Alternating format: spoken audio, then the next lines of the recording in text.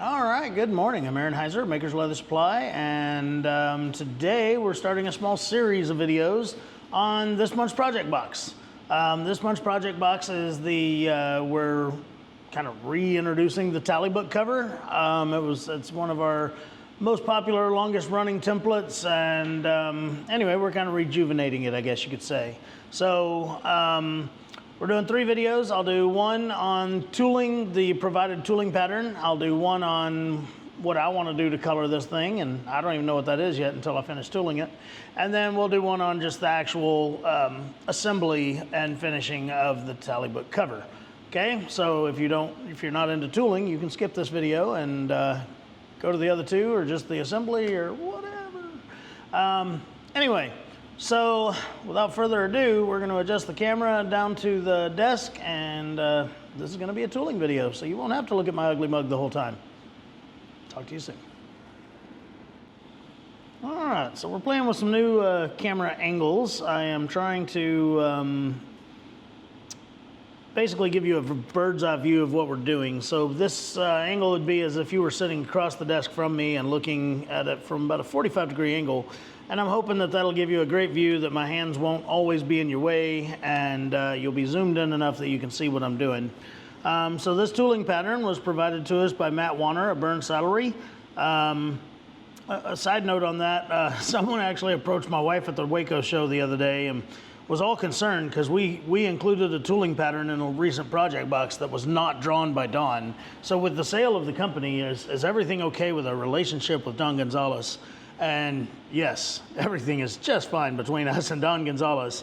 It's just, one, I don't always like to bother Don for stuff. I know he's a busy man too. And then 2, I don't always like tooling the same style. And every artist has a different style of how they draw and what they draw and how we can tool it. And so I'm kind of excited sometimes to throw some variation out there for me, for you, for whatever. So anyway, all that to say, Matt Wanner of Saddlery drew this up for us. It's just a simple corner pattern that doesn't have to be necessarily used for the tally book. It can be used for all kinds of stuff because it's just a corner, okay? Also, to say that, we've got this nice scroll border all the way around. You don't even have to use that entire border. If you only want to do the corner pattern, you could do the scroll work just on 2 sides of it and just kind of let it fade into nothingness on those 2 ends, and it would still look amazing. I did all 4 sides because I'll fill this empty space over here with either some geometric stamping or maybe some hand-cut basket weave. I haven't decided yet. Anyway, without further ado, let's prep our leather for tooling. First thing I'm going to do, this is our Texas oak leather. It's going to tool beautifully. The first thing I do is get it pretty wet. Okay, and I just barely want water to be standing on it when I spray it. And then I know that, okay, it's soaked in enough if water is just barely standing on it. I don't want it to pool up. I just want to know that it's not soaking in immediately and it's taking a second to soak in. If it really pools up and puddles on me, then the problem is that it'll be a while before it's dry enough to tool. So, yeah. And there's all kinds of information out there about different ways to case your leather and everything, and this is kind of my way. I do realize that if I would completely soak it and then let it almost dry and then put it in the refrigerator overnight and come back and tool it tomorrow, that would be the absolute best way to do this. I mean, my tool burnish would be deeper. I mean, everything would just be perfect. But I don't know if I'll have time to tool something tomorrow, so I can't prep leather like that on most occasions. Now, if I'm doing something that I really want to turn out amazing and, you know, every detail is going to matter, then yep, I'm going to do that. But 99% of the time, this right here is what I do. So I did that. Now I'm going to flip it over and I'm going to put some tape on the back of it. That was right by my microphone, so I hope it wasn't too loud for you, but I gotta have to do it about 6 more times. So,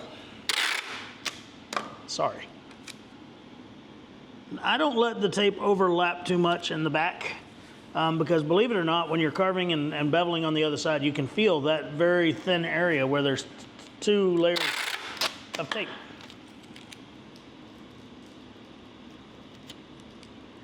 Now, the tape you use does matter. I've seen lots of people use blue painter's tape. I don't like blue painter's tape for two reasons. One, it's really difficult to get off of the back in areas that you may be backgrounded or, you know, beat it very heavily. The tape doesn't like to come off the back. The other thing with it is that blue tape also stretches. And the reason we're putting tape on the back of it is to keep the leather from stretching. So if we're using tape that stretches, we're not doing ourselves any favors. So I use our packing tape. It does a real good job of not stretching, but it also leaves minimal residue on the back of the leather when I go to peel it off. I don't like residue because then I feel like I have to line the project so that we don't have sticky residue. This project will not be lined. It's going to have its inside cover sleeves, and that's it.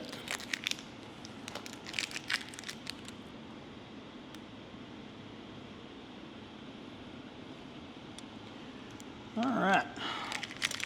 So I don't know if I mentioned it, but this is our Texas oak tooling leather. It's an imported leather. It is really, really great stuff. Honestly, if I'm not using Herman oak, this is my second favorite tooling leather to use. Okay. So I cut all that excess tape around the outsides of it because I don't. One thing that has happened in the past is one of those little pieces flips over onto your leather, and then that will forever be a spot that it won't take dye, it won't take a finish very well. It just, it's gonna be ugly. So if I cut all that excess tape off, then I don't have that issue, okay? Now, the tooling pattern, I went ahead and cut it so that it is the exact same size as my leather. Now this, it looks square, but it's not.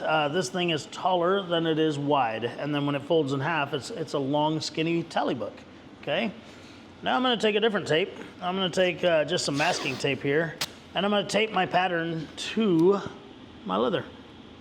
And that way I don't really have to worry about it moving too much. Now, I only do this if I know that I'm going to have time to do everything I need to do in one setting, because if I let this leather dry too much underneath here, I don't have a way to re-wet it because the pattern is taped to it.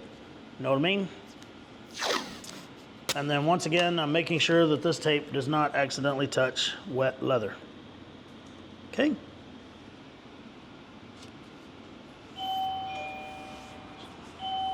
So, yeah. So now that I've done this part, I am going to bust out the old stylus and I'm going to start tracing, okay? And we'll do a couple of notes on that, and then we will pause the video and I will complete my tracing, because you don't want to watch me sit here and trace this whole thing. I am slow. Okay? Very first thing I want to trace is my border. So I'm going to take, if you notice, I am not using any kind of a fancy tracing film or vellum or anything like that. This is just printer paper. Okay? Now, I do that because I don't like tracing it more than once. I don't want to trace it onto tracing paper and then trace it onto my leather. I'm going to lose the resolution of my tooling pattern. It won't be as crisp and nice after two tracings. It's barely crisp and nice after one tracing. So the biggest thing I can tell you about doing it this way is always be pulling your stylus towards you. The minute I go to push it away from me, then I'm just going to rip through the paper, and that sucks.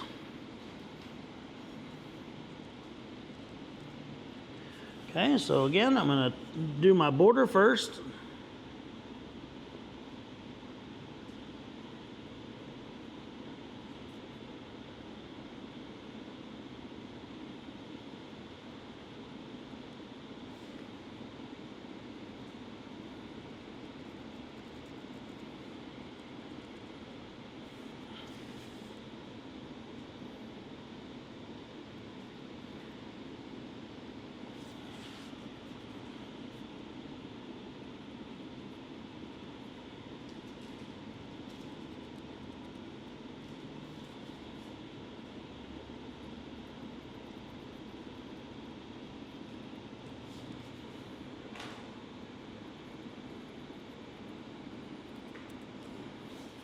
Almost there. This is 3 sides down.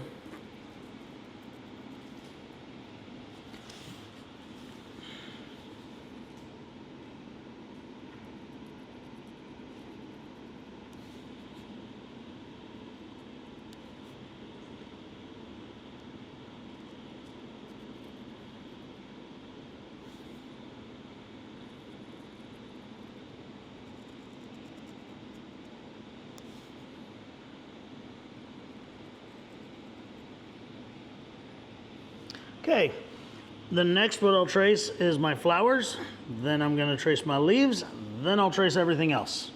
Okay, so again, when I'm tracing, I just want to make sure that I'm never pushing my stylus into the paper, always pulling it. Okay. And again, if you're using a fancy vellum paper or something like that, then things might be different, but this is how I do it. So, all right, so y'all have watched me trace enough. I am going to pause the video and I will complete my tracing and then we'll talk about the next steps. So we'll be back. All right, so I got everything traced out. I removed my paper, double checked that all my lines are where they need to be. Now it's time to start the cutting. Okay, so I've got my swivel knife here. I'm gonna strop it up right quick. Always strop your swivel knife. And that keeps it from chattering through the leather. If you've never heard of stropping your swivel knife, this is just a piece of leather and it's got jeweler's rouge, also called buffing compound on it. And it just polishes the blade and makes it to where it goes through the leather more smoothly. Now, the very first thing I do on any floral pattern before I start my swivel cutting is I find the centers of these flowers and I go ahead and put me a flower center in there. That way, as I cut all of my petals, I know where to stop my cut lines because they'll stop at that center. If I cut the lines first and then try to put a center in there, I might have already cut too far. So I've got me a kind of a larger flower center for this, and I'm gonna go ahead and knock it into the centers of my flowers. Maybe a little more. There we go. There's one.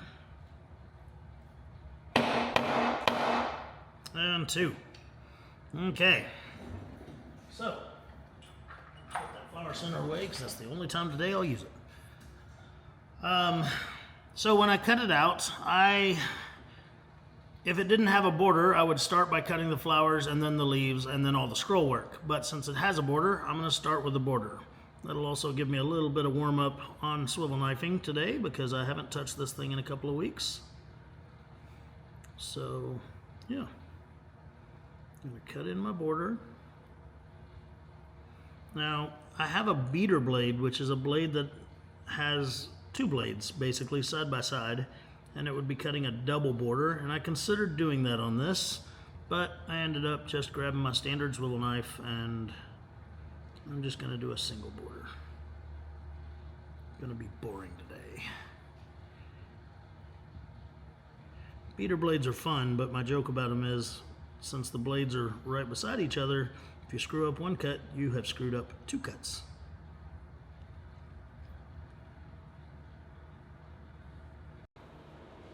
Sorry, my microphone was off. I know you still caught the sound, but there was also a lot of background and stuff. But now you've got just my voice. Sorry about your luck. That'll help when the air conditioner comes on in a minute. So like I said, I'm going to cut the border. Then I'm going to cut the flower. Then I'm going to cut the leaves. Then I'm going to cut everything else.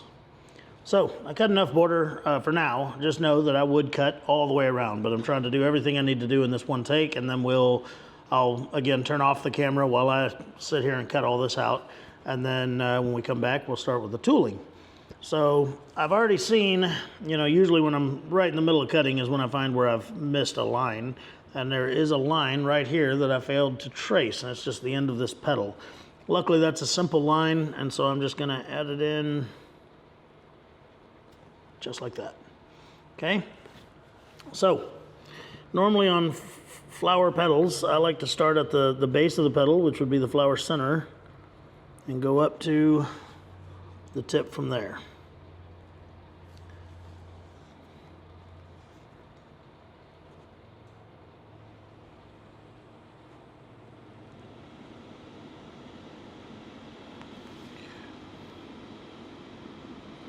So I'm going to cut each petal just like this. And also, the other rule with your cutting and your beveling is you start with what's closest to you first, okay? So each of these flower petals is either on top of or underneath another one. So this is the highest one. I can see both sides of the complete petal, so it's the one that's closest to me out of the whole flower. Okay, and from there I'll just go to the next one down and keep cutting. And what this does is it helps you to keep from over cutting a line, meaning that you would accidentally cut into the next petal or flower or whatever accidentally. Okay.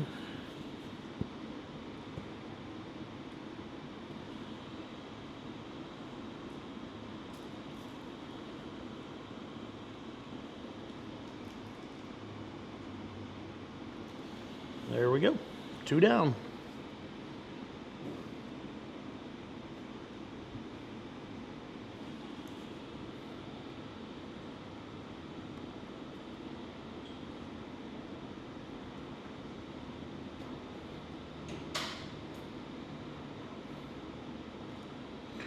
Swivel knife is the hardest thing in leathercraft to master. It does take a lot of practice, and I've been doing this 20-something years, and every time I pick it up, I remember that, oh yeah, I still have not mastered this thing. So, but I do okay.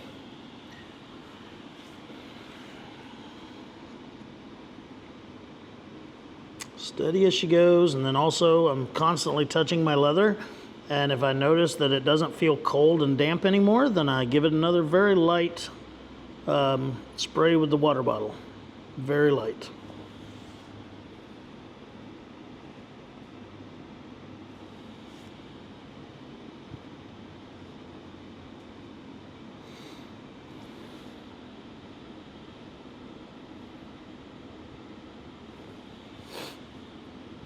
Almost done with one flower.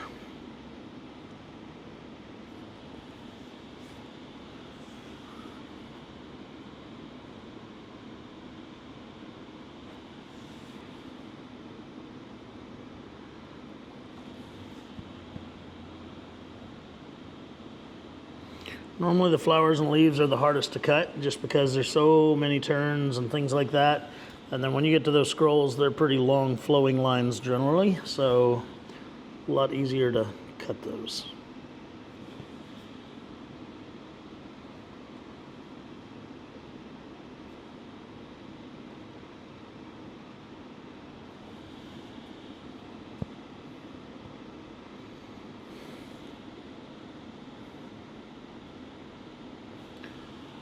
All right, so there we go. Much like the border, I'll cut that other flower in a moment, but I'm going to go ahead and cut this leaf that's touching that flower, just to show you what we're talking about.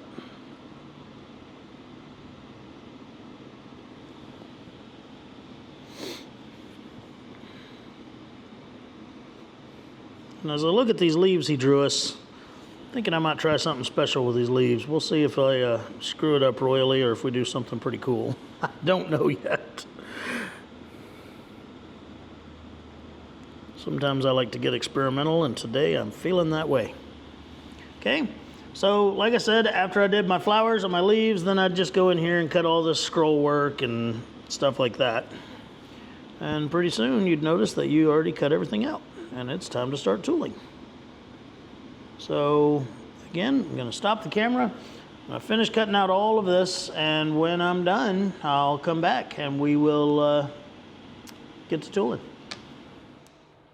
All right, I have to fully admit I made a boo-boo, and I got my camera all set up to do my tooling part of this, and I started tooling and talking to the camera and being like, this is what we're going to do, and I bordered this whole bordered 2 sides, or beveled 2 sides of my border, and I did a flower center right here, or the center shading around the flower center, and then my camera turned off because it was inactive because I never hit the record button. So we'll talk about all that again. All right, so I pulled a few tools out here, and the first thing I did is I beveled my border toward the inside using just a standard 30-degree Berry King. Well, this one's Clay Miller, but for all intents and purposes, Berry King made all the stamps except my bevelers that I'm going to use today. Anyway, the standard steep angle beveler is 30 degrees. I personally like checkered tools, but some people like smooth ones, some people like lined ones. I like checkered. So I took it and I beveled inside my border. Okay, now I didn't bevel this one, so I'll go ahead and do that. just like this.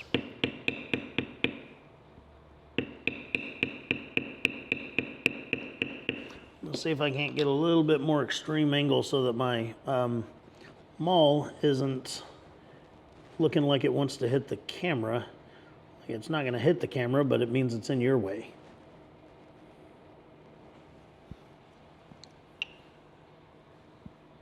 Yeah, maybe there will be better. So anyway, I beveled 2 sides of my border. I will bevel all 4 sides of my border, but I like to just, you know, if it's something monotonous like this, I don't want to bevel the entire thing and make the video watch it when I could move on to the next step and just know that, okay, yes, I'm going to go back and bevel that entire border. Okay, so I beveled 2 sides of my border, and then I started talking about this here flower center stamp. Okay, so flowers generally have like a cone shape to them, like they go down into the seed area, the center. And this stamp is the one that does that and shows that. And what I do is I put the back end of it as kind of concave. I put that right up against the seeds, and I want to tilt it towards the center of the flower. I don't want to just hammer it down straight down, because then you see the whole impression of the whole tool every time, and that's not the desired effect. Okay, so I lean it towards the center and I give it a nice tippity tap tap, and then I move it over a little bit and I do it again, and then I move it over again and I move it over again. Okay, and eventually, as I go all the way around the flower, you'll have what appears to be shading going down into the center of that flower, and that's what gives it its cone shape. Okay, due to the shading that good tooling leather provides, it looks like there's incredible depth there, but honestly that's just an optical illusion of the shading. There's just a little bit of depth there. I mean, this whole piece of leather is not that thick. It's like 5/6 ounce, I believe.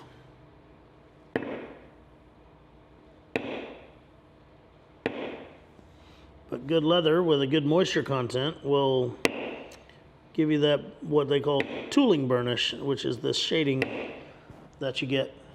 Okay, so there we go. Went all the way around it with my center shader. The next thing I'm going to do, Matt Wanner, I've already discussed him. He's the one that drew this tooling pattern, and I'm going to do some tooling like I know he kind of intended for it to happen on this. Okay, and one of the things he does is he'll take this. This is just a lined pear shader or thumbprint, a lined thumbprint. And he will basically make it come out from the center and do a whole like center line of his flower, and it looks really nice when he does it. And we'll see if I can't replicate that.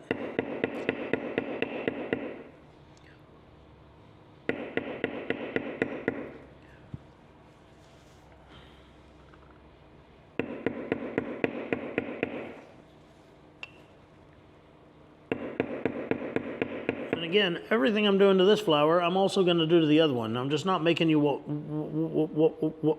watch me do it twice. Sorry, I'm not sure what's gone on in recent weeks, but my stutter is pretty bad right now. Okay, so a little bit of center shading going out each of the petals, and I twisted it to match the curvature of the petal, if there was curvature in the petal. Now, I'm going to take it out here. This one's actually a little bit big for the next step, so I'm going to move down a size, and I'm going to take it out here and I'm going to put it in each of these little scallops. Okay, and in these scallops, I'm going to lean it towards the outside of the petal, and I'm going to give it a whack.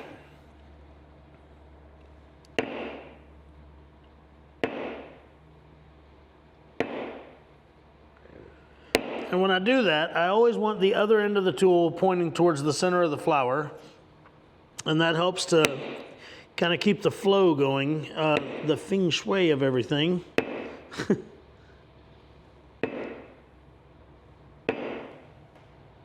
Okay, so we're going to do that all the way around the flower.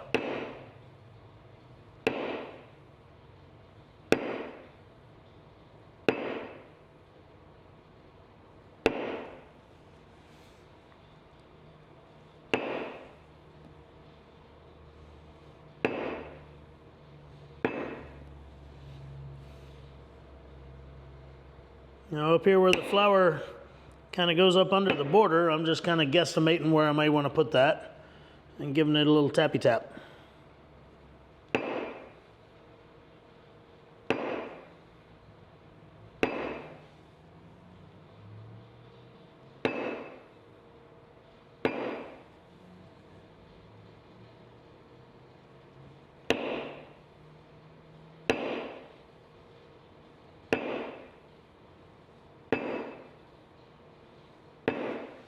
There we go. This is already starting to look good.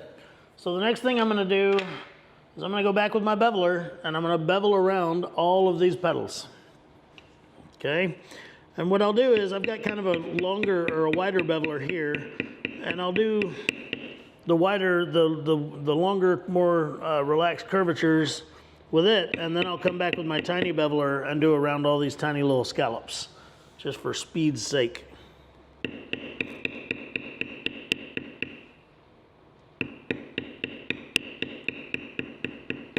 And again, I do the flowers first because they are the prominent parts of the tooling pattern. Okay, you always tool what's closest to you first if you're looking at it as a 3D image.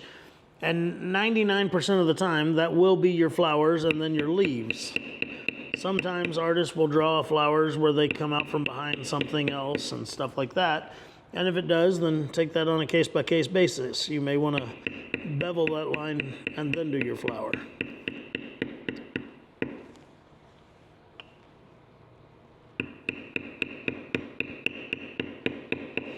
Okay, so that was all the main wide lines there, and now I'll take a smaller beveler and I'm going to do all the little tiny scallops. Okay, and this may take a second. There are bevelers that are concave and convex and stuff like that, and I own all those, but I just never even think to pick them up, honestly. So I just use a smaller beveler and walk it around these kind of scallops and stuff, and I usually do just fine.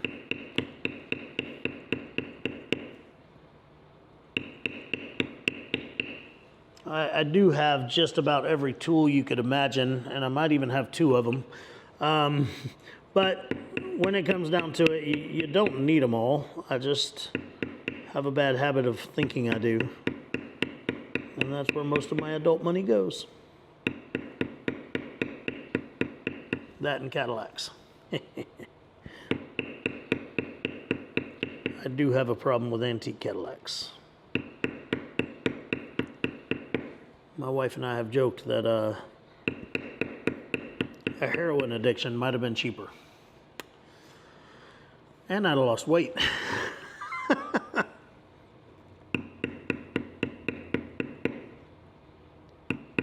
All right, so I'm just going around all these little scalloped areas here so that I can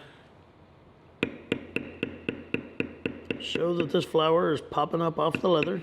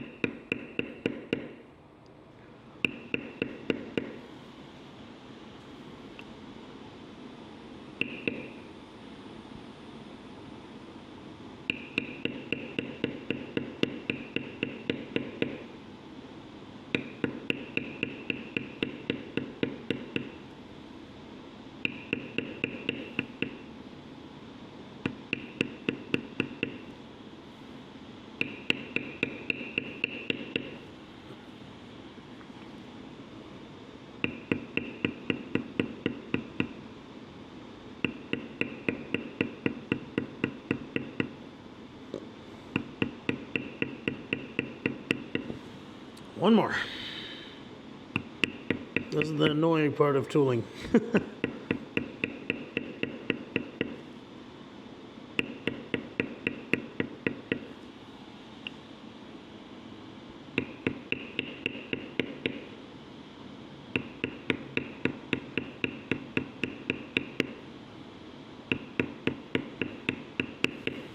All right.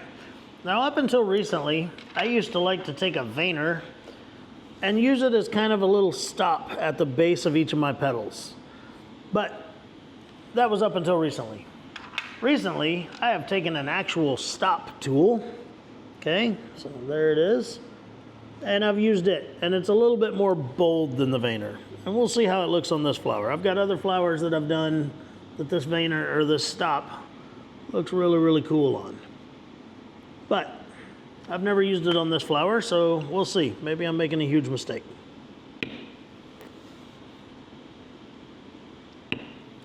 But once again, I'm just putting it at the base of each of the petals and giving it a little wacky whack.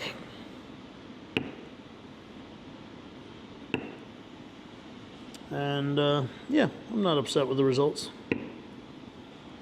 Has a very bold look to it right at the base of each of the petals. The only thing left to do to this flower now, as far as I'm concerned, is I'm going to, I'm going to do a little bit more work. See these areas right here? I should probably take the thumbprint that I used and kind of walk them down a little bit further, just to take out some of that negative space, just on a couple of these petals.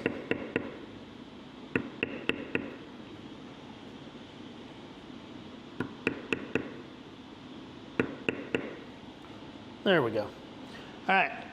So anyway, where I was going with that is the next thing I'll do to this flower is going to be some decorative cuts with my swivel knife, but I'll do those later. So now I'm going to do a leaf, okay? And the same goes with the leaf. I'm going to do something a little bit experimental, something that I normally don't do, and we'll see if I've made a grave mistake or not. The first thing I'm going to do is bevel down the stem. And then I'm going to use what's called a leaf liner along the same stem. And it'll kind of give it some depth. Okay, I'll grab my leaf liner. I did forget to grab it out of my toolbox a while ago. So a leaf liner is a little trapezoid shaped tool with lines on it, okay? Let me get this thing to focus on it, hopefully. Focused on my thumb. So what I do with it is the short end of the trapezoid, I put it up against the vein of the flower, or the leaf. I want to lean it towards the vein of the leaf and hit it, and it's going to put some little lines, once again, kind of giving some shading and the illusion of some depth coming off of that leaf. Okay, and I'm going to do it up both sides of it. And I like for these lines to come up and out. Okay, so basically they're coming up and off of the stem of the leaf. Now, the next thing I'm going to do is the experimental part. And we'll see how bad I'm about to screw this up. Who knows? But I'm going to take the same kind of lined thumbprint that I used earlier, and I'm going to do it around, this leaf has no scallops or anything like that, but I'm going to do it around the edges of the leaf, and I'm going to kind of hang it off the leaf a little bit, okay, because I want that leaf to have some serious scallops coming around it. And it's going to be difficult to keep my spacing because, again, I've never done this before, but I think it'll be a cool look. I've seen other people do something similar, and I think this is how they do it. But I'm going to hit it, and again, it's going to be pretty much hanging just a little bit off the leaf.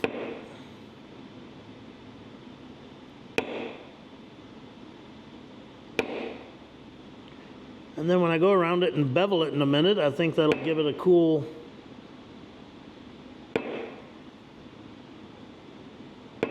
I think. We'll find out together.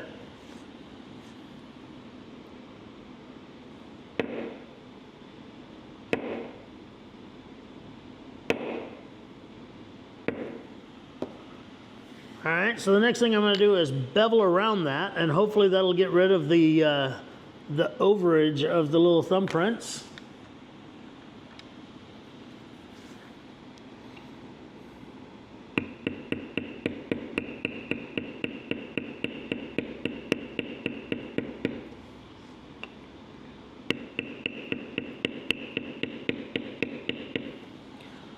So it's kind of got the desired effect, but I think I can do something to bring it out a little bit better in just a minute.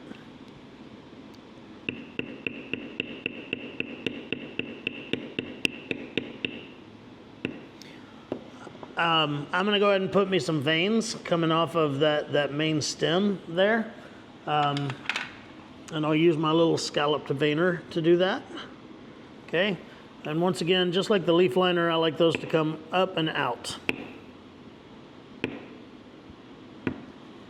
Like that. And then the same on the other side.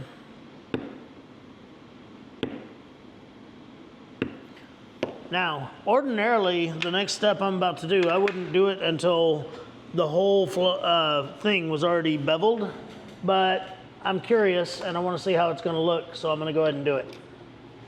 But I have what's called a pedal lifter here. These are made by Berry King. There are lifters that you hit and they kind of lift up the undercut bevel basically, but these are push bevelers that you do by hand. And I'm going to take and I want to push that in between each of those hits to see if I can bring that up a little bit more to get a little bit more of that desired effect that I was going for with my thumbprint. Okay. I think if I'd have spaced the thumbprints out a little bit more, then I'd have had better luck with it. I'm not 100% happy with this one. But when I do the next one, I will space them out a little bit more, and maybe I'll get more of my desired effect.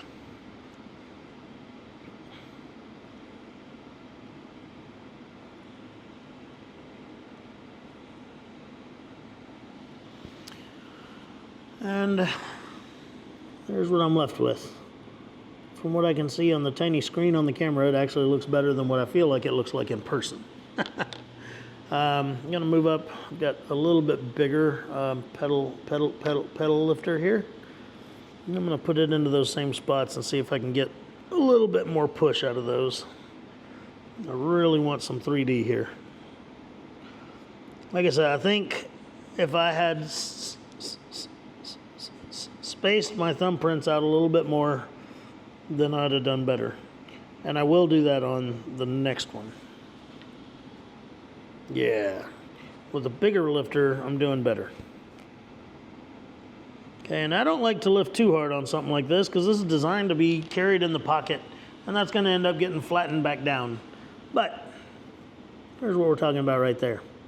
Now I'm going to turn the camera off because I'm going to do this leaf, and this flower, not necessarily in that order. And when we come back, we'll work on some scroll work. So here we go. All right, so real quick, we're going to do some stuff on the scroll work here, and then honestly, it's just going to be a bunch of beveling. I'm going to take some smooth pear shaders, and I'm going to use those to do some of the leaves in the scroll work, and then, like I said, we'll do a whole lot of beveling. But I like to take on these defined little thumbs of a leaf that come out. I like to take my smooth pear shader or even a checkered one and just kind of highlight those and give them some shade. In kids slang, shade is bad, but in leather work, it's good.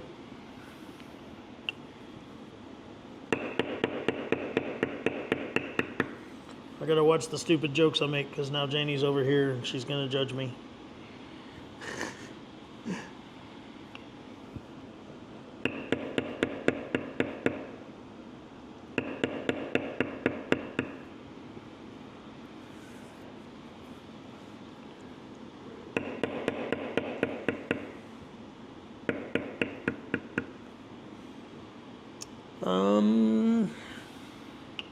Yeah. Now there's just a couple of specialized things that I'd like to do to this. So this right here would be the stem of the flower, like where the flower comes out and then blooms out of it.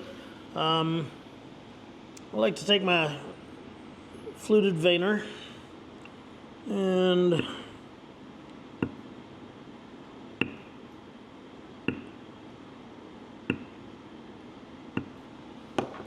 kind of do some of that.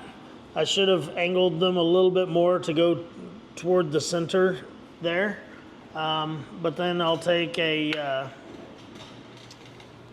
round, sorry, grabbing tools.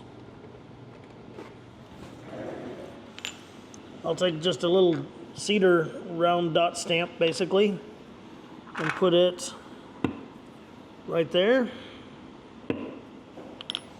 And then I'll take a continuous mule foot and go underneath that, like that. Okay?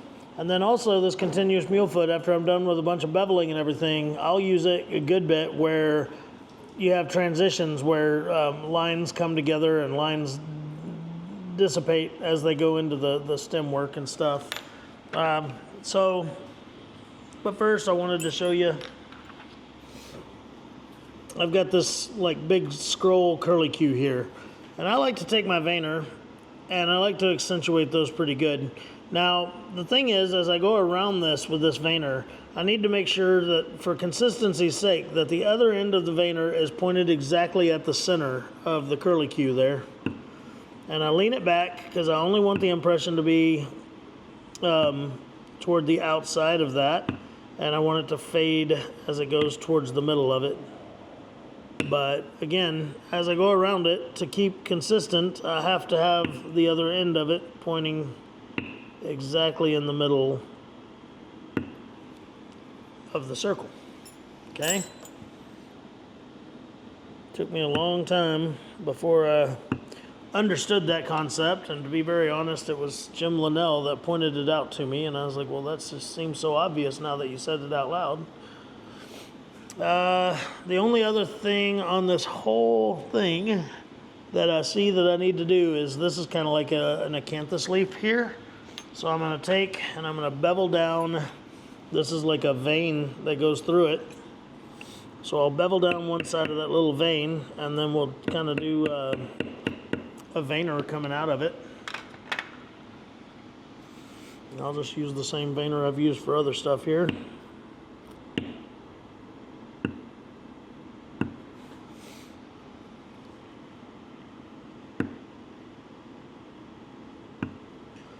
Okay, and then on the other side of that, let me see if I've got a little camouflage tool that I can do the other side of that vein with. I'm going to turn it towards me here.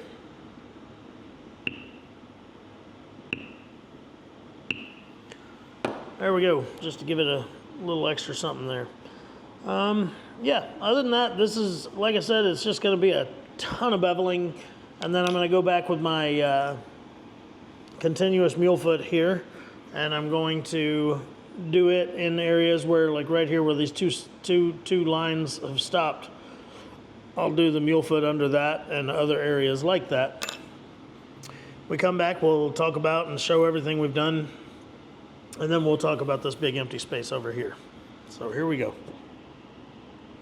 All right, so did all that beveling, did my little continuous mule foots,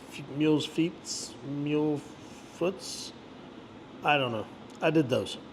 And now I need to do something about that background area. A lot of people will use the traditional method, I guess you would say, would be the bar grounders, which is the little bitty dots. I'm not a huge fan of the bar grounders. I don't know. They don't tickle my fancy like my checkered matting tools do.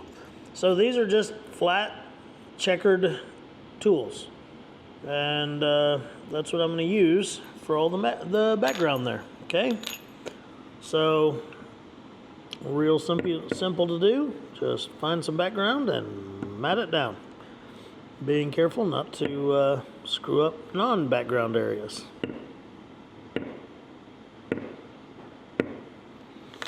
Okay, and then this little bitty sharp one here is going to help me get up in there where it makes a little V where like two scrolls come together.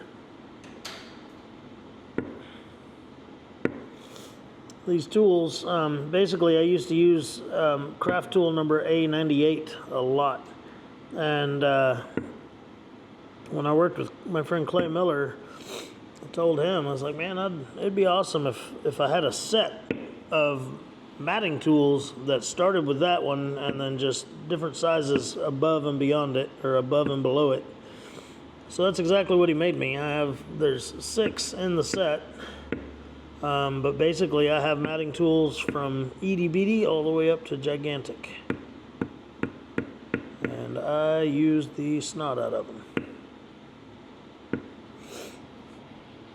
So yeah, that's it. I'm gonna sit here and background all the background, and then when we come back, I think I'm gonna do hand cut basket weave on the open area here. It's one of my favorite space fillers is the hand cut basket weave. It's not difficult to do, and it can go quickly, and I like quickly. All right, so I'm gonna sit here and background all this, and then we'll come back and get on that.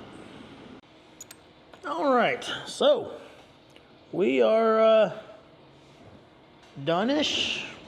I say ish. We've come a long way on this already.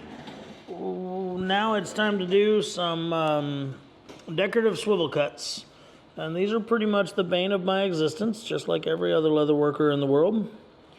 A lot of the time on the little pedals, I just do a couple of cuts that go with the flow, I guess you can say. Decorative cuts have to be a lot deeper than you think because they need to be really nice and bold and wide, but they also need to fade out into nothingness. They can't just abruptly stop. So, yeah. Folks really have a hard time with them, and I am one of those. I kind of have my go-to ones that I use, and then that's about it. I don't really stray from the formula too much, especially when it comes to flowers. Like, I feel like I do okay on what I'm doing right now, but when it comes to the flower part, that's when I'm sitting on the struggle bus with everybody else. So, I say all that to say this. I'm doing all these other ones because I'm procrastinating on the flowers. So yeah, but I'm about out of time and about out of room and about out of everything else. So I guess we'll do some flowers. All right, so I used to do them from the outside of the pedal to the center, but I've found that I kind of like doing them from the center to the outside. I can do my little fade job a little bit better. So I'm going to start with the main one at the center, let it fade out like that. And then on these are kind of skinny pedals, so I think I'll just do 3 similar ones just like that. They should all, I do know that just like when you're doing the scroll work and stuff, they should all kind of point toward the center of the flower. And that's something that I fail to do a lot. I'm just, again, I know 90% of it's in my head. I'm just like, these look terrible. But once I get them all on there, I'm like, okay, they're not that bad, I guess.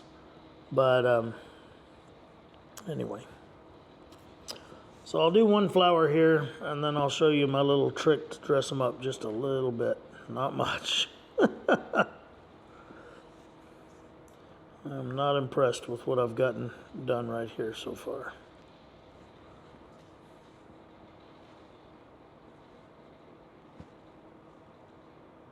This is where some real finesse with the swivel knife really pays off.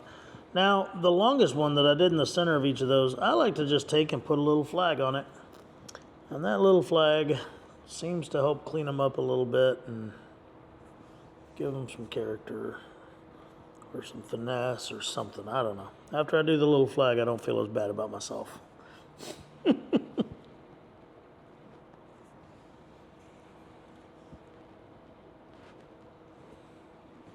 So there we go. That's about what I know how to do on decorative cuts on a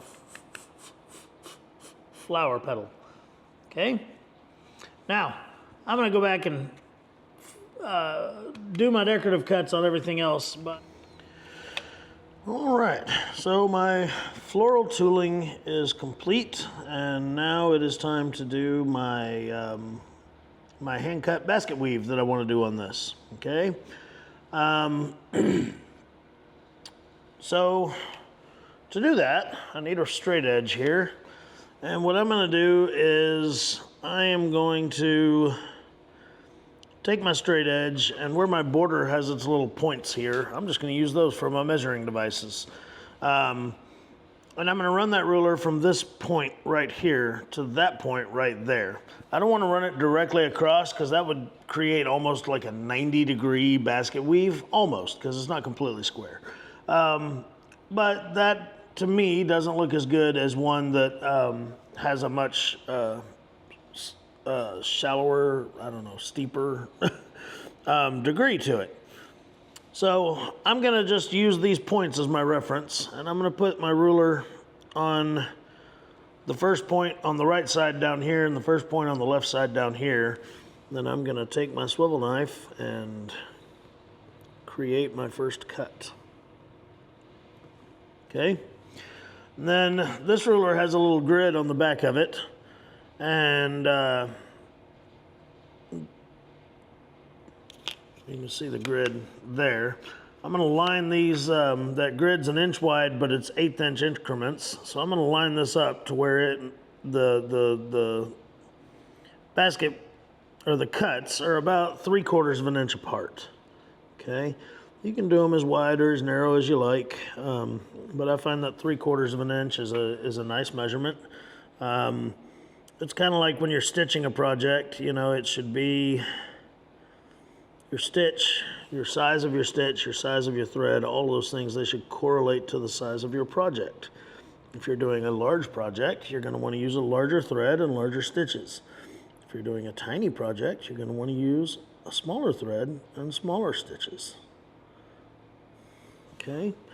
And generally when I say that out loud to people, I use my watch band as an example. So it's all dirty and sweaty and gross nowadays, but that is a 10 stitches per inch measurement with like a 0.04 or 0.4 millimeter thread, the tiniest thread I could find in my shop. Okay. Meanwhile, this is 8 stitches per inch with a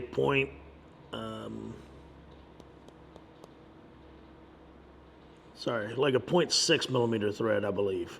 So a little bit bigger stitch, a little bit bigger thread, and yeah, a little bit different look. So anyway, I'm just going to cut all these lines going all the way across, 3/4 of an inch apart.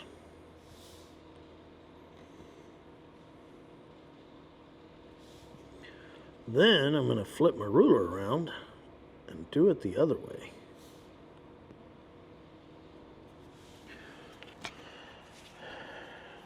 So first I have to flip my leather around so I can keep going with my 3/4 inch measurement and not get confused on how I'm doing it.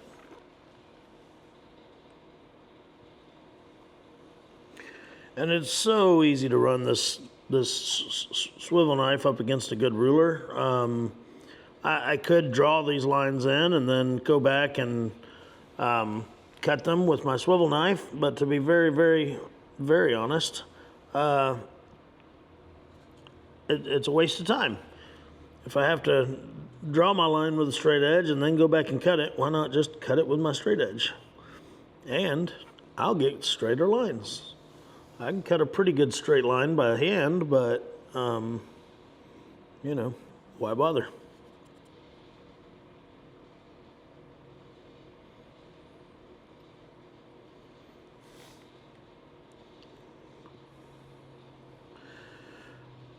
All right, just another line or two and we'll be done with this side.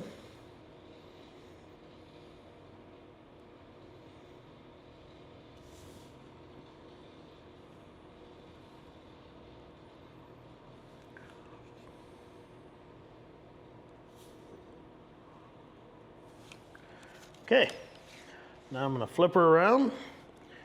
I'm gonna take my ruler and measure out those exact opposite points on this side and cut them too.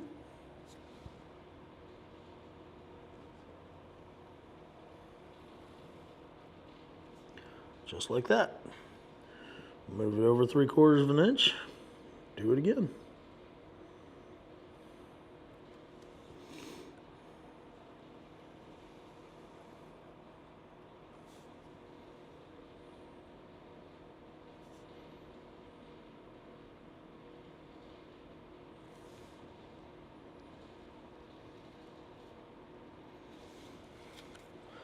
See, real nice diamonds. That's what I want.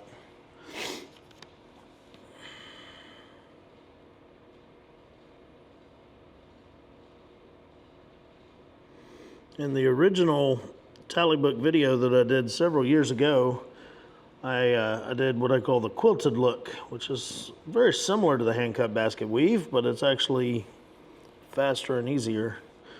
And I'm almost tempted with the nostalgia of it all to do that same thing again instead of the basket weave.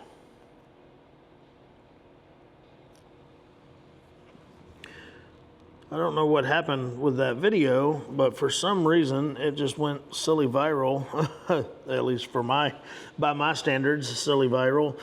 And it is my most viewed YouTube video. And I haven't checked in a long time, but I think the last time I checked, it had like 90,000 views or something crazy like that. And I don't understand why. I don't know what group it got shared in or what country it all of a sudden became popular in or what, but just the numbers on that video are crazy. So, one thing I need to learn how to do is get into the analytics of the channel and understand why, okay, this video was more popular than that one and whatever, because I'd really like to know what makes it, some of them reach more people than others, you know? So, all right, this is gonna look pretty classy, guys. I'm excited.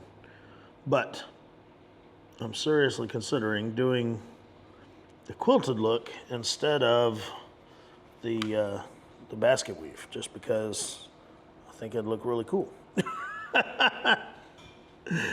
But in the meantime, I've still got to bevel my borders, okay? And I'm gonna reach down here and I'm gonna grab one of my bigger bevelers, a little bit faster, a little bit smoother.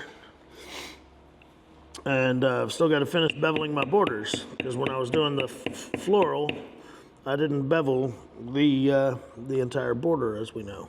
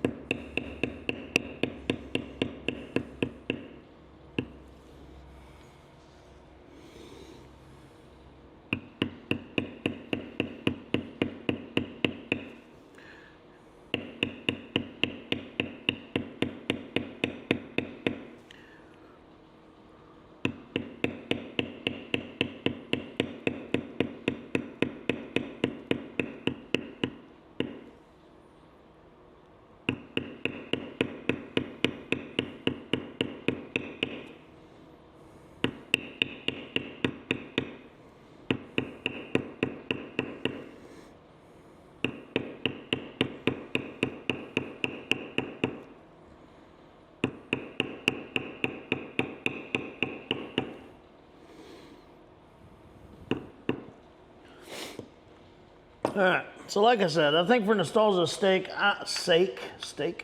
did you say steak? I think I'm gonna do the quilted look, just because I love it. I hadn't done it in a while. It is what I did on the first passport or tally book cover, and it's a cool look. So yeah. All right, so what I have here is two. These are called seashell fillers. We sell them at Maker's Leather Supply, but they're Berry King tools. So these are called seashell fillers, and they have a little dot at the bottom of them. Okay, and I'm going to do one of these so you can see what we're doing. Okay, but basically I take it in the corners of each diamond, Lay that out a little flatter, get a bigger, there we go. Take it in the corners of each diamond and give it a little tappy tap.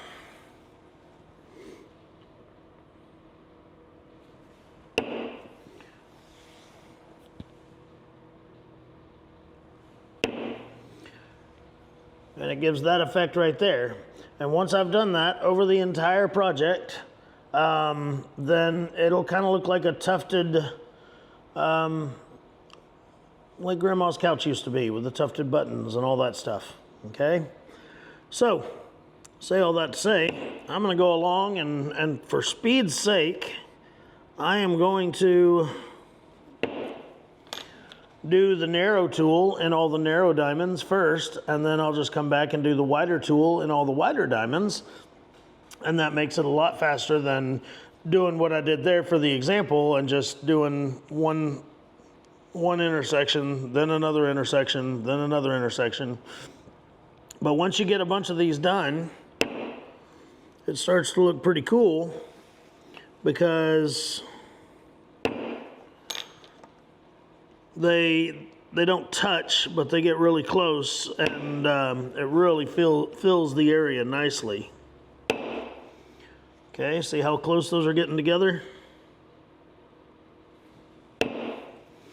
So it's a really nice look.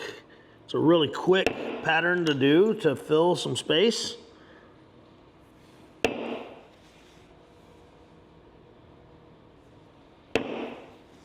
Okay, so I'm gonna do the whole thing, then I'll come back and we'll do a border stamp around the rest of it, and we'll just make sure that nothing else needs to get done before we wrap this part of the video up. So we'll be back. All right, so I'm glad I went with the quilted pattern look. I haven't done it in a long time, and I've always loved the look of it. And also, like I said, the first tally book video I did years ago, I did this one on that one, so it kind of gives me a little inner smile to do it again. Now I need to just put a border tool along the inside of this border. It's not 1000% necessary to do that, but I feel like it really adds something and also kind of gives this quilted look somewhere to end, if you may. So what I have here, a lot of the time when I do a border, I just use a simple camouflage tool. It's most people already have one in their collection. They're super easy to use, and I just go along, you know, hitting it over and over and over again as I go around that border. This one's kind of like a camouflage tool, but as I was looking through my tools, I was like, let's try something different for once. It is a Berry King stamp. I don't know what it would be called, but the outside of it looks like a camouflager, then it's got like a line in it, and then it's got other lines going to the inside, and I bet it's going to make a cool impression. So here we go.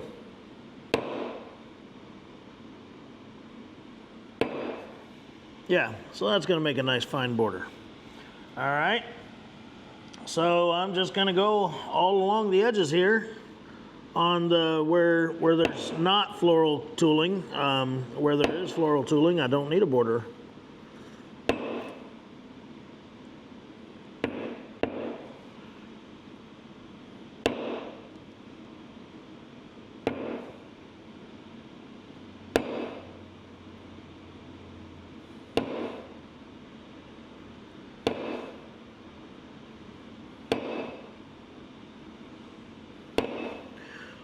This is one of those stamps, when I picked it up, it didn't look as big as it is. I mean, it's fine. It's no huge deal, but it is a little bit larger than I would have expected it to be if I were using one of my 15 different sizes of camouflager. I definitely would have chosen a smaller size. But anyway, such is life.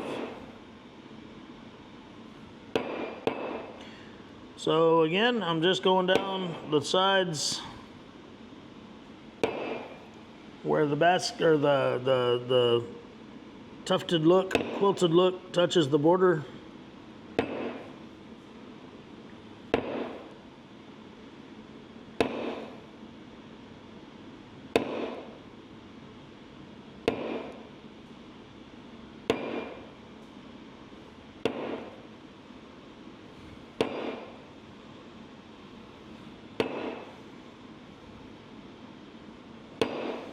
And then the only other thing I'm going to do to this thing is I'm going to put a nice little light coat of oil on it, and I'm going to set it aside to dry for a few hours.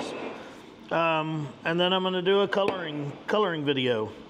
I think on this one I'm going to airbrush the entire thing like a light brown dye, like maybe a golden brown or something like that. And then do the edges with a darker brown. But again, I'll probably airbrush them so it's like a nice faded, like antiqued look, and then I'll antique everything too. So you may, if you struggle with coloring and antiquing and stuff, you may want to watch that video, but it'll be the next one to post after this one. Other than that, one of the last things I always do to a project when I think I'm done tooling it is I'll take a photograph of it. And then I'll examine that photograph, and if I missed anything, like if I missed one of these stamps in the tufted look, or if I forgot to do decorative cuts on something, for some reason in that photograph, that will just jump out at me, and I'll see it. But it's not necessarily like that looking at it, maybe I won't see that thing. And maybe it's because I've been staring at it for 2 days. Who knows? So anyway, that is what I do next. See if this thing will reach up. Sorry, it's at a really weird angle because of how it's, yeah. So anyway, this was tooling the tally book cover with the Matt Wanner tooling pattern. Appreciate you watching. I hope you learned something. Hope you had a little bit of fun. And until next time, I'm Aaron Heiser, Maker's Leather Supply. Hope you have a great day.